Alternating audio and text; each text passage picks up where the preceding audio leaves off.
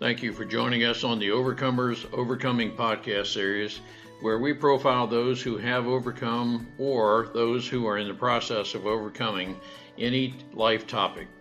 We have three objectives with this podcast series. Our first objective is we want you to know that whatever you're experiencing in life, whatever you're encountering, you're not alone. We want to join you to let you know that we together can help you through whatever challenge you may have that at the time may seem too difficult to be able to overcome. Our second objective is to help you determine with a very confident resolve there are multiple solutions, multiple factors involved in any life encounter. It's a matter of thinking into and thinking through the life situation you are encountering to determine the various options, the various solutions that are available to you. Our third objective is to help you with critical thinking skills. If whatever you're experiencing is a result of a decision you made sometime in the past, such that if you had a life redo, you would make a different decision, we want to help you determine the objective facts and factors to evaluate to help you reach a more informed decision. I'm Ron Cooper, founder of the Cooper Culture. I'm with my wife and business partner, Marty. Together, we are the Cooper Culture, and the Cooper Culture is sponsoring this podcast series. Today, we feature Tyler Foley, who had an 11-year promising career as stage and screen when at the age of 17, on New Year's Day, he woke up having experienced a major medical anomaly.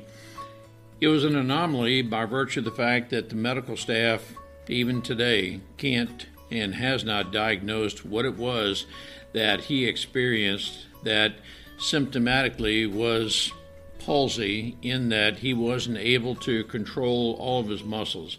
It's an intriguing story of how he overcame life adversity, and he had to consider a major pivot in his life. Marty, what are some takes that our listeners can gain from this podcast? Ron, Tyler explained that when he was 6 years old, his father passed away, and there were mentors that came alongside him and helped him throughout his life. If you are thinking about mentoring a student or someone, listen to Tyler and what those mentors did for him during that difficult time. He also makes a statement that the medical issue that Ron was talking about, that particular medical issue was the greatest problem he ever faced. Listen, it's very interesting to listen to him tell why. Tyler also explains how it was that his mental process of going through a pivot, he uses the term signpost. Listen very closely to how he uses the term signpost and what that means symbolically and realistically in helping to determine your life purpose. It's a great story. Let's listen together. Tyler, it is good to have you with us. You have a very unique story of a traumatic medical incident in your life that pretty much sounds as if stopped your hope for stage and theater, and something that you had to deal with. Can you give us some more detail on that, Tyler? And welcome aboard, and thank you for being willing to share your story. Oh, thank you for having me, Ron. When I was 17 years old, basically New Year's Eve of 1996, I went to sleep, normal functioning 17-year-old kid, and I woke up New Year's Day, 1997, probably 12 hours later, because I was a kid and that's what you do, you sleep. And the left side of my body didn't work. My face was paralyzed, arms, hands didn't respond to commands. My leg was numb. I had a hard time walking up the stairs. I didn't actually realize anything was wrong per se until I started to brush my teeth in the morning. I couldn't keep the toothpaste in my mouth. It kept dribbling out the side, and I was just drooling and literally frothing at the mouth from the toothpaste. And my mom looked at me and asked, "Are you hungover?" And I didn't drink. It was not a thing that in fact, I didn't really drink until I was in my late 20s, and still that's barely social. So I looked at her and said, "No, I didn't drink. I was at the DD last night. Why?" She's like, "Tyler, look at you. You're an absolute mess." And I couldn't keep the toothpaste in my mouth. And that's when both my mother and I realized that something was wrong, and got over to the hospital, and they started poking and prodding and doing all sorts of tests. I now have a lovely set of scans of my brain at 17 that I keep with me, because that's always a neat thing when you get to see the inside of your skull. But it was inconclusive. I went through multiple tests over many weeks trying to figure out what had caused the paralysis, and to this day, nobody really knows. Could have been a stroke, mini stroke, could have been a palsy, could have been a pinched nerve. Nobody knows. But what they do know is that the left side of my body stopped working. And unfortunately for me, that stalled what was at that point a prospering career as a performer. When I was 6 years old, I got onto stage and had been in stage, film, and television for, at that point, 11 years. And when you are an actor and a performer, you require your face and body to work in order to be able to express the emotions that are required of you to convincingly tell a story. And so that put a grinding halt to my acting career for at least a year, while I went through very, very intense physical therapy to try and regain the use of my face and my body. Are you fully recovered now, or is this going to be a lifetime of contending with the past? If you were to look at me right now, you would assume that I am fully recovered. I've probably regained 95-98% of functionality, but I definitely have tells now. I have to be a lot more conscious of my word choice and how and when I speak, just because I can get very fatigued and words don't come as easy anymore. And the mobility in my body has improved, but if I get really run down or if I get dehydrated, I start to lose feeling. It feels like when you fall asleep on your arm and you get the tingles. Just before you get the tingles, there's the numbness where you can't feel your arm.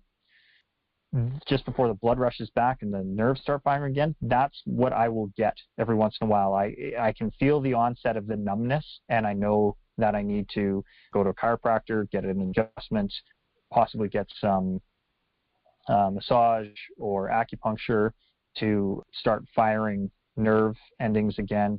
And I definitely need to get hydrated to help with the electrical flow within my body.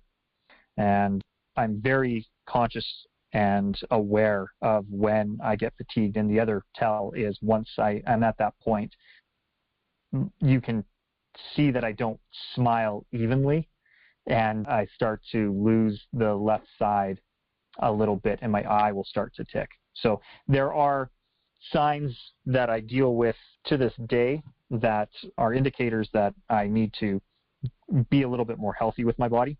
But luckily, I'm aware of what they are now and can address them rapidly. Take us back to that somewhat dreadful moment when you realized there was something very much wrong with you, and I'm guessing at some point, Tyler, you had to realize, well, my acting career, I don't know what the future is. How did you overcome what could have been feelings of desperation? Walk us through what you felt at the time, what your emotions were, and how did you overcome that? Initially, it happened New Year's Day. So I woke up over Christmas break because I was a senior in high school. And as I had mentioned, initially I didn't know that anything was wrong. I just felt off. But when you're a teenage boy growing, and I hit my growth spurt late, I didn't really start growing until I was 16. Up until through most of my high school, I was 5'2", 5'3", And now I've expanded to my full height of 5'8" if I'm wearing lifts. So, I was used to just aches and pains, especially because I again went to a fine arts high school. I was in a pretty physical regime. We would dance 2 to 3 hours a day. I was doing vocals. So, and then on top of that, I play hockey and I'm a goaltender. So feeling weird waking up in the morning as a teenager was not uncommon. And what was odd was the not really being able to get feeling back in my arm while I was standing in front of the mirror trying to brush my teeth, and having a struggle just getting up the stairs. Like, I remember wanting my foot to work and my leg to work, and I kind of had to do this weird hobble preambulation thing just to kind of hop up the stairs. And I think it was what really first clued me in was the concerned look on my mom's face. My mom would be the world's worst poker player. She wears her emotions on her sleeve, and I could see the fright in her when she was looking at me, and then that frightened me that my mom was frightened. I remember just trying to spit the toothpaste out. So I'm brushing my teeth, and I remember trying to spit, and you don't realize how much muscle control it takes to form your lips into the correct shape in order to expel liquid from your mouth. And I couldn't do it. I couldn't make the left side close, and it just drooled out. And that's when I realized that something was desperately wrong. And I remember, I think what was most scary for me was getting to the hospital and them starting to run the tests. And it's one thing when your local physician shows up, but it's another thing when they start pulling in other people into the room. And when they huddle and get quiet. And I knew that was not good, because if it was good, they would just sit down with me and talk with me, especially because I grew up in a small rural community. And at the time, there was probably only 6,000 people in town. I mean, I knew my doctor well. I knew his first name. I'd been at his house. His kids and I played together. And so when Keith got real quiet, it was a concern for me. I knew something was wrong, and I just didn't know what. And the fact that they didn't know what, if they would have been able to come to me and say, well, it looks like you had a stroke, it might have been terrifying, but at least okay, well, I've had this thing. Or if they came and they said, well, you've had a palsy, or if they could give me a diagnosis, that would probably not have been bad. Ironically, the fact that they didn't give me a diagnosis is ultimately what helped me mentally, because I didn't have a written thing. And so because I didn't know what it was, they didn't know what it was, then they couldn't say what was wrong. So they couldn't also say what to do to get right. So then I had a freedom to try and explore my own. So ultimately, there was grace in that. But I remember initially being terrified of it, of not knowing answers and not knowing what was going to happen. And then what was worse was having to go home, not knowing what was happening, not having answers, but knowing that my face wasn't working. And over Christmas break, you have no contact with your friends. I couldn't drive because my car was a standard. I couldn't make my left foot work, so I couldn't even clutch. So it was, I was literally stuck at home. And because I grew up in the theater, I've always been comforted by the dark. There's something, I don't know, even gestational about it. There's a heat backstage because the lights make the backstage warm and it's dark. It's very maternal, almost womb-like. And so when I was 14, I painted my bedroom pitch black to match the feel of backstage because it was comforting for me. But going into a black basement concrete dungeon, essentially, when you're 17 and your face isn't working is probably not the most mentally healthy space, both physically and metaphorically to be in. And I literally and mentally went into a dark place for that first week because I was stuck by myself and had no idea what was going on or what to do. I'm trying to project myself in your position on that fateful New Year's Eve. You are 11 years or so star of stage and screen, and something very dramatic has happened to you. You haven't determined yet what it is. You might be wondering if you're ever going to be on stage and screen again. And you had a very, what seems to be, positive outlook on your medical condition, in that the doctors didn't know what it was, so you took the positive route, saying, well, if you can't determine what it is, maybe there'll be a quick fix to this. And I'm not trying to tell you what you were thinking at the time, but I'm just envisioning this might be what it was. But that's how I'm envisioning a lot of what was going through your mind, Tyler. And very curious if you had any thoughts at all that this may be the end to your stage and screen acting career, or did you not even think of that you're saying, hey, I'll make it through this?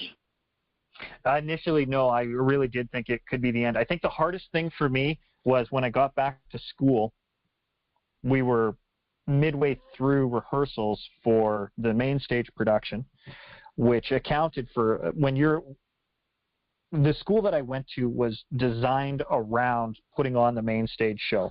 So our schedule, like when you were in main stage, you were royalty at my school. And particularly if you were one of the, leading performing actors in the show, there was even that slightly higher status.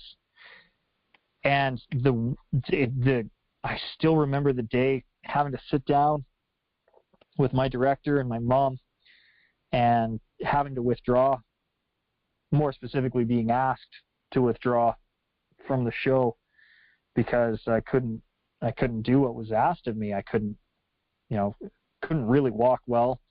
I thought I could maybe work it into the character, having not only a southern drawl, because at the time we were doing a show called Crazy for You. It takes place in the South. And I thought, well, I'll just I've put on a real good southern drawl, you know what I mean? And I'll really make it Western, and I'll just really drawl out my mouth. The problem was I can do that now. Couldn't do it when I had with the paralyzation. It wasn't going to work. And I remember at that time thinking, well, I hope this doesn't continue. Because I didn't want it to be the end. It could be the end. But I remember in that moment just being like, no, like, what can I do? Like, there's got to be a something. And again, I was blessed. My father passed away when I was 6. It's one of the reasons I got into theater at such a young age. But because of his passing, I was surrounded by not one father, but many father figures. Keith Spackman, my physician, being one of them. Dr. Robert Corbett, Bob, being another, who is a doctor of chiropractic, who really took me on and has been steady influence in my entire life, even to this day. Bob, I look to, he gives me the best advice, and I don't often make a lot of decisions or choices without at least seeking his input first. And yeah, I remember being at his house receiving a treatment, because initially, when they didn't know what to do, we started with the chiropractic, because where else do you start with? And his wife, Joanne, who is an incredibly accomplished doctor herself, Joanne has a series of initials at the end of her name that requires 3 business cards just to fit them all in. She's incredibly educated and just, not only a doctor of chiropractic, but a practitioner of all kinds of different holistic modalities and lifelong learner of the human body. And her wealth of knowledge is vast and extensive, deeper than the Marianas Trench for sure. So she and him did a lot of work on me initially, just to try and get some feeling back, if anything. And I remember Bob was the one that keyed me into, if they don't know what you have, then anything is possible. And I've never I've never forgotten that advice, not only dealing with that medical condition, but with all adversity that I face in my life now. If I don't know what the problem is, then anything could be a solution. Who within your circle of influence is possibly experiencing a major life event, something that might mean a career change, something that may seem to be more than what a person can overcome.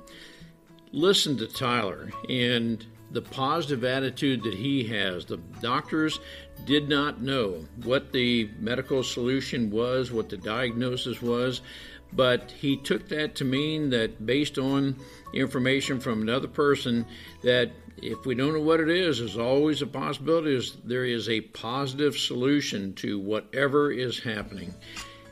Tyler has a very positive attitude that he is using to his advantage. I want to ask you to share this podcast with someone that is experiencing a similar life-changing decision that they may not know if they can continue on. They may need your encouragement to help them over the hump, so to speak, that you can help them with a decision that you know there are multiple solutions. They just need your help and your affirmation that in fact there are multiple solutions to help them through the life-changing pivot that they are going through. I encourage you to share it. Let me know that you share it so that we can help that person advance to whatever it is that needs to be done in their life. And if you do know what the problem is, then there are multiple solutions that you can explore. So it's one of just this. It's just a beautiful way of looking at the world, and I'm always grateful to Bob for having said that, especially at that time, because I was only 2 or 3 weeks into the initial trauma of it all. And, he really helped shine the light on the fact that it didn't need to be a dark place, that if I put in work. And he was one of the first people to introduce me to incremental success. Like, I can't compare myself to other people. Other people are not me. I have to compare myself only to myself. And if I want to get better, I need to know where I am now, and I need to have those metrics. And any incremental improvement is still improvement. It's better than what I was yesterday. So little things like grip strength. What are you pulling from a PSI perspective, and how is your grip strength, and how was it last week, and how was it the week before? Is it getting better? Is it getting worse? What have you done over that time period? Have you put in the effort? And being able to see a direct translation from effort input to result output was an incredible lesson to get at 17 that I've been able to carry through now for over 25 years. It's a quarter of a century that I've been able to apply those lessons. So I am incredibly grateful and thankful for that, although it was a dark time initially in my life. It's probably one of the greatest gifts I've ever been presented with. You are exemplifying one of the 3 objectives of this podcast series. Irrespective of anything that you encounter in life, there are always multiple solutions to overcome whatever it is you're experiencing. Love your attitude, Tyler. And the doctors that were with you, I'm envisioning you were surrounded by people who supported you, and everything that you were experiencing at the time had a very positive benefit to you, it seems. I'm curious, how long, I'm going to assume that you were immobilized completely, or at least you were kept from your stage and acting career for some period of time. Have you regained enough functionality to where you can pick up somewhat where you left off on your stage and acting career? Oh, yeah. I was on set a month ago filming a TV series. So it was half a year of for sure where I couldn't do anything. It's not that I couldn't do anything. I couldn't do things to a standard in which I could perform. But by the time my birthday rolled around and at the end of July, I had already moved out to Vancouver. I'd graduated. Walking the stage was hard. It was actually, I remember taking a great difficulty the midway through June it was still a difficult thing to do.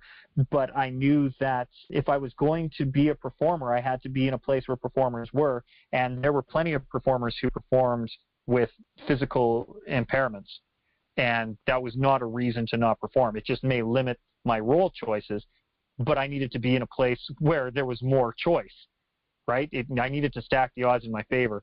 So I moved out to the West Coast before my 18th birthday and started performing. And by the time the following New Year's had rolled around, New Year's Eve 1998, or New Year's Day 1998, I would say I was 98% back as far as functionality goes, and had an amazing career out there.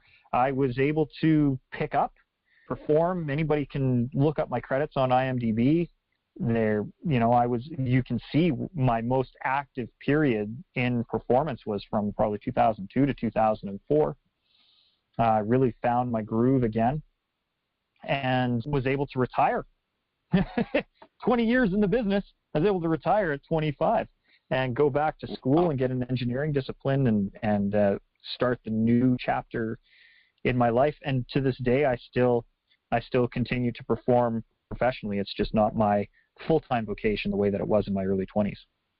What I think I'm hearing is you adapted your capability during your recovery to whatever you could do to continue acting. Is that a fair statement of what you did while you were less than fully capable?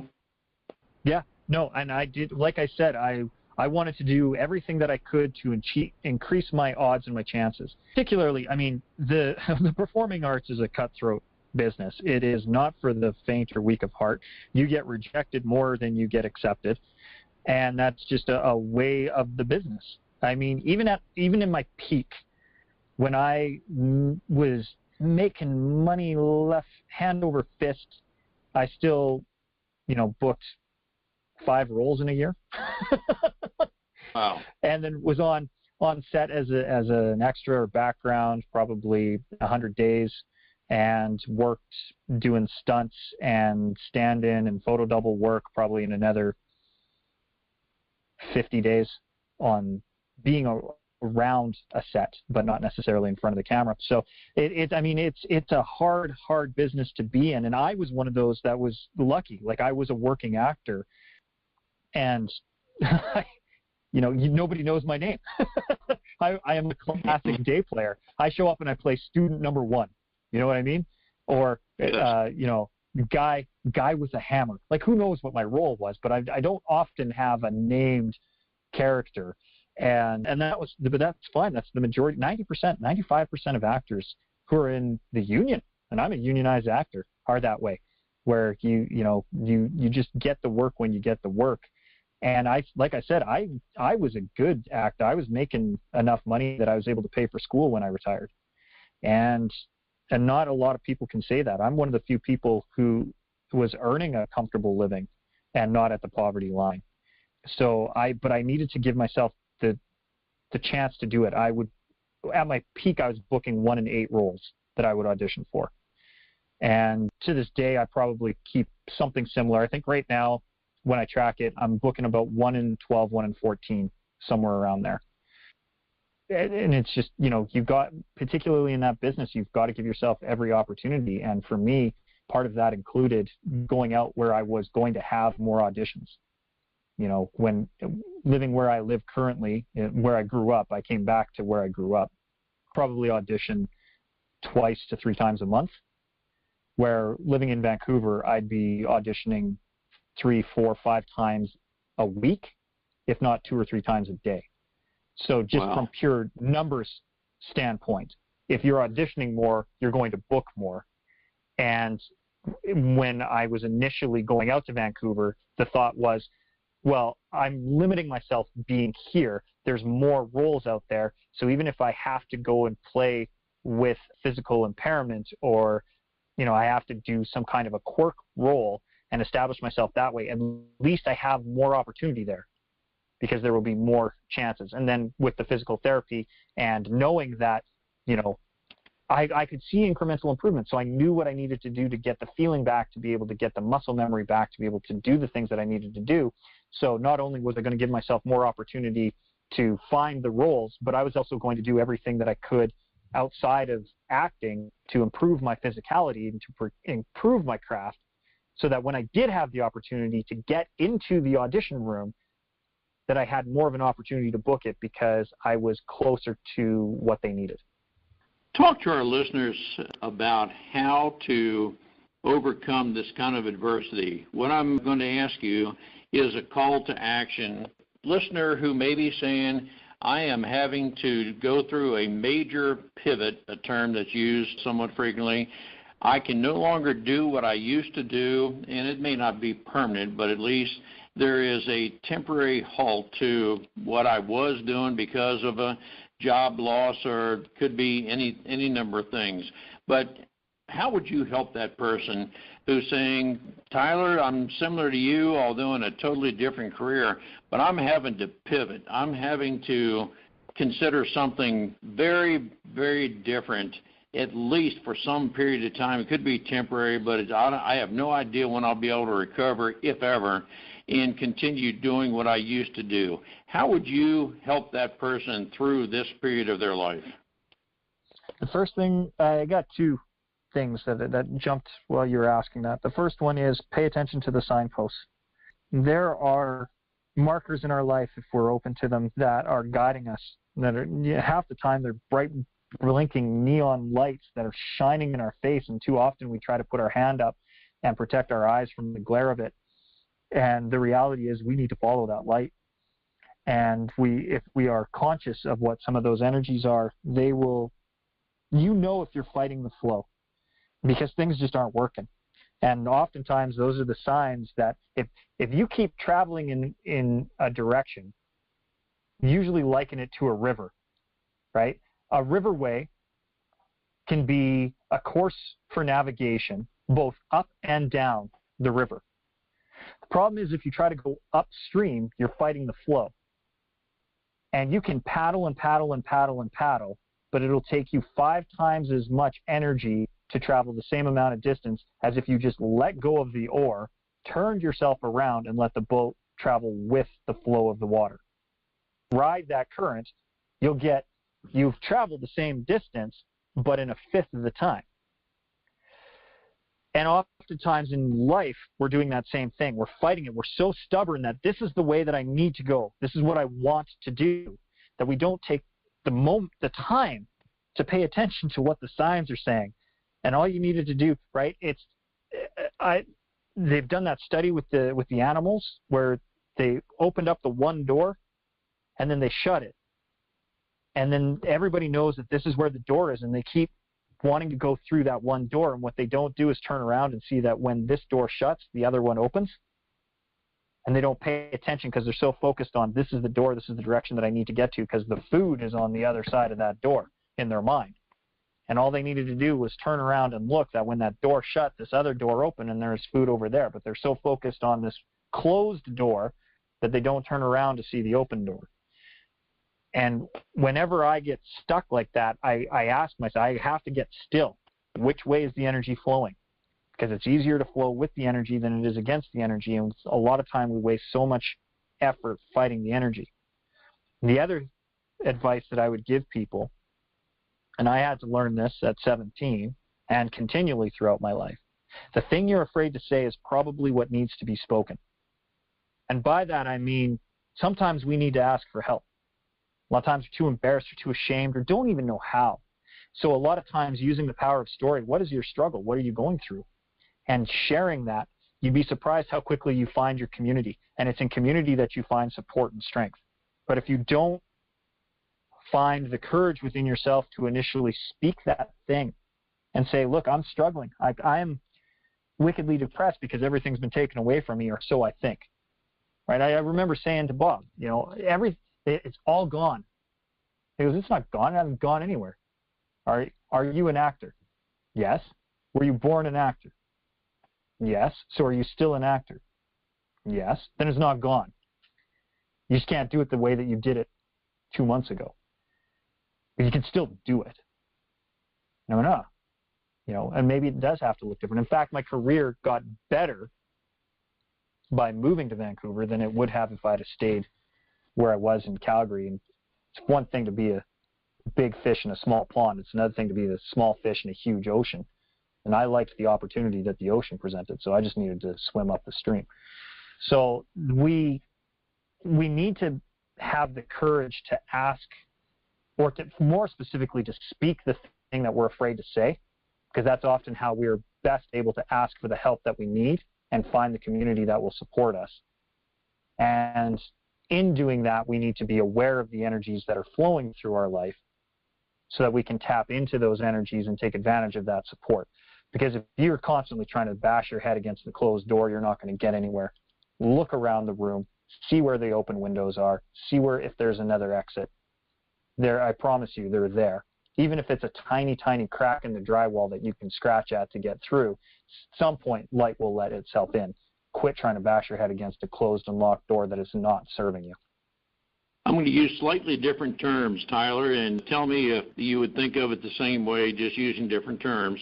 I think of signposts as there are opportunities available to us.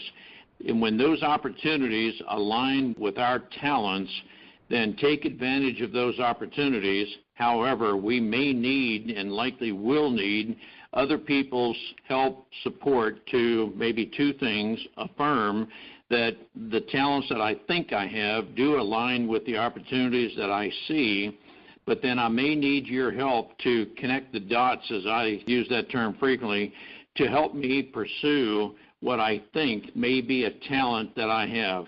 Is that just another way, using different terms, of saying what you just said? Oh, absolutely. No, I would agree with it. The signposts are markers. They're opportunities along the way that we need to pay attention to. The signposts are not only opportunities that we need to pay attention to, but for me, the signposts are also those signs that we're either traveling in the right direction or that we're traveling in the wrong direction. So if I was on the I-95 going from Vancouver down to LA, it's at some points there, it's 4 or 6 lanes divided highway. If I'm going with the traffic, I see the English and the writing, and I see Sacramento 280 miles away. But if I'm on the wrong side of the road and I'm driving like I'm in England, I'm going to see a lot of signposts, but they're not going to say anything to me, and a few of them are going to be a big red circle with a line through it saying you're going the wrong way. So you need to pay attention to both the opportunities that are saying, hey, there's an exit here, come over, pull over for a rest, or come in and get some gas, or get fueled up, or grab a bite to eat, or whatever that signpost is saying that you need. It'll probably be there. But then you also have to pay attention to maybe you might be going the wrong way.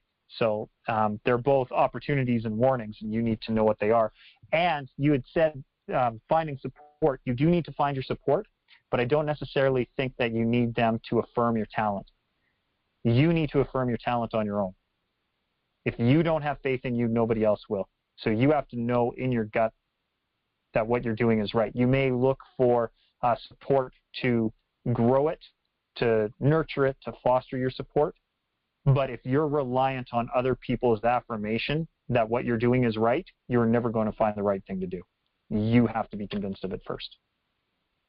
Love your attitude, Tyler. You are right there. My guess is there is no adversity that will ever keep you down long term. You're always going to find a way to be a success. I love that attitude. Well, thank you. I hope so, Ron. It's the goal so far, and it hasn't let me down yet.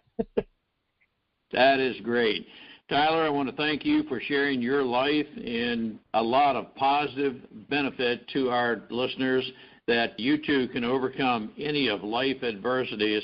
And Tyler is just one example of having overcome. That's a great story, Tyler. Thank you for sharing. Thank you, Ron. Did Tyler's message stimulate your thinking to recall someone who can benefit from Tyler's message, this podcast? I hope so, and I hope you'll choose to engage with us. If you know of someone who can benefit from this podcast, I hope you'll forward this to them and engage with that person to help them through whatever life challenges they may be experiencing. We are aware that it is possible that someone is experiencing some very deep trauma in life, and they may need coaching to overcome that series of events, that trauma, whatever may be occurring in their life.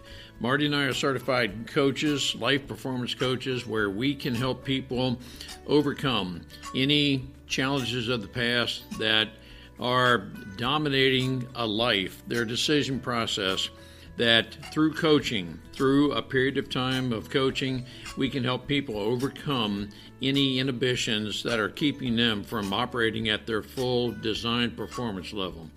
Marty and I are certified through the John Maxwell team to coach and help people perform at their maximum potential. Call us at 410-586-1875 or send an email message to Ron at thecooperculture.com or Marty, M-A-R-T-Y, at thecooperculture.com. We hope that you'll choose to engage with us by commenting in the comment section. We hope we can earn a 5-star rating from you. We hope you'll want to subscribe to this podcast series. And again, we hope that you'll engage with us. What lessons have you learned from Tyler? Maybe some lessons you've learned from life experience that can help others benefit, that we can use to help advance other people. One of our objectives in this podcast series is to help people overcome anything in life that is keeping them from operating at their full potential. We know there's some people who are experiencing some very deep, very troublesome life experiences, but we also know that with the help of others, the encouragement of others, we can help people overcome any and all life challenges. So let's engage.